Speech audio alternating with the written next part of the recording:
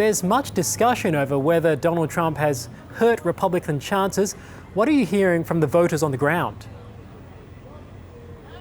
Good morning, Ernst. Well, we're in Dalton, which is a rural area in Georgia outside of the capital. We are in Trump heartland. We are surrounded by people who support the president. We're certainly finding a lot of people that are continuing to back him.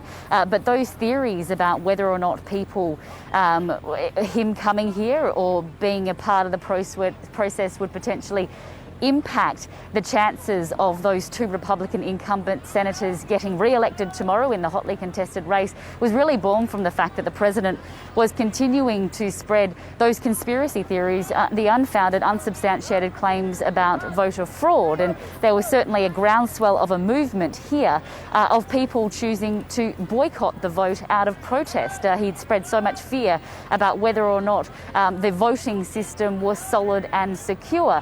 But from being here on the ground, I haven't managed to find anyone that is willing to boycott the vote. They still think that it is important for them to be out here and out there tomorrow, making sure that their vote is heard. But this is fundamentally the first electoral test since President Trump lost the election in November. It is a test to see whether or not his base will still come out, despite the fact he's not on the ticket anymore.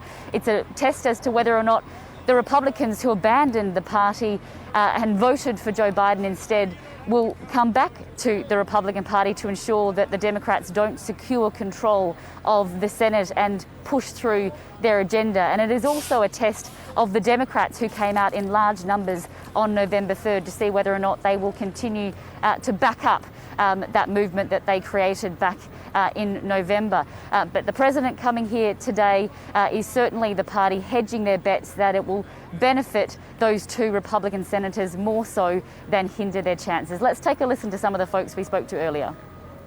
I'm a Democrat, and we want to make sure it is equal out in the Senate against the, in the Senate to be equal. There's a lot of stuff that needs to be changed, and there's only one way to change it, one person to do it. I just like Trump. I like the things he stands for. First of all, I think he's an honorable man.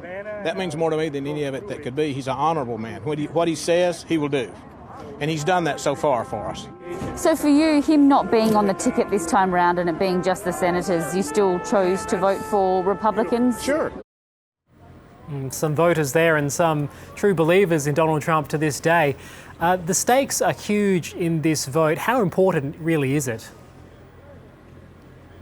Yeah, look, the stakes are massive, Isk. Essentially, these two Senate seats will determine which party controls the Senate for at least the next 2 years. So for the first 2 years of Joe Biden's presidency, the Democrats need to win both of the seats to be able to secure control of that chamber. The Republicans only need one. If the Democrats don't win it, they will most definitely find it difficult to be able to pass any sort of legislation. But this is fundamentally a test of President Trump's legacy and his sway over the party. It will take time to count these votes. There will most likely be allegations of fraud and conspiracies about whether or not it was rigged, but it will once again be another test of America's democratic system.